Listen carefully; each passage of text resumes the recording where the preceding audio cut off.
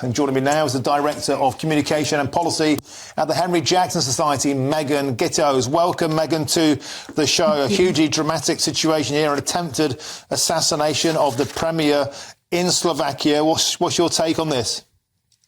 As soon as I heard the news, of course, was hugely shocked. Political violence is increasing across the Western world and Europe, everywhere really. And as in this year, particularly as the world almost goes to the polls, we should be quite concerned at this development.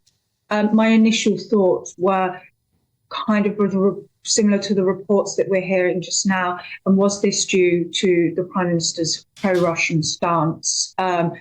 Politics in Slovakia is incredibly tense right now due to this. We have to remember that pro-Russian stance doesn't necessarily mean it's based on a moral argument on the Ukraine war, which is sometimes played out as it usually comes down to gas and a rejection of sanctions. And with that becomes heavy censorship on the behalf of the Kremlin. We're talking about sanctioning journalists, things like that. So politics in Slovakia are incredibly tense right now as a result of the heavy U-turn of Slovakia. We have to remember this is about a 5-year U-turn. It used to be very pro-Ukraine.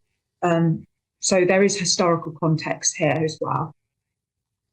And Megan, when we look back at some of the policies and recent political moves of Robert Fico, he stopped aid to Ukraine in some recent legislation. He planned to dismantle this state broadcaster in Slovakia and also pledged to take Slovakia out of NATO, clearly not in alignment with Slovakia as a member of the European Union. These are all the opposite policy moves. And if the rumours, the speculation in local media are true, that the would-be assassin is a well-known political activist with very, very different political outtakes. Juraj Gintula, the name has been put forward locally from the Progressive Slovakia Party, a party with liberal and social liberal political backgrounds. They're very, very pro-European Union. In fact, Progressive Slovakia is a member of the Renew Europe group. Clearly, we have very, very different politics here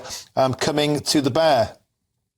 Yeah, of course, a very different politics. Politics in this region can often be defined. It's not just Slovakia. It can often be defined as pro-EU and pro-Russia. Those are the two sides. You have it in Serbia, Georgia, as we see. And being pro-EU in these regions doesn't necessarily, it's not pro-EU like it would be in the UK. It's not a belief that it's this amazing institution.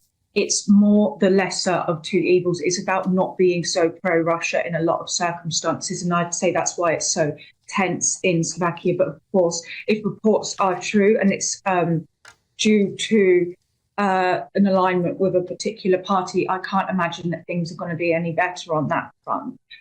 Probably will be more tense, more hostile. The PM is, of course, a minority leader. So he has a coalition government. There is diverse opinions in Slovakia. But of course, with what we're seeing with Georgia at the moment, being pro-Russia doesn't often mean just being anti-EU.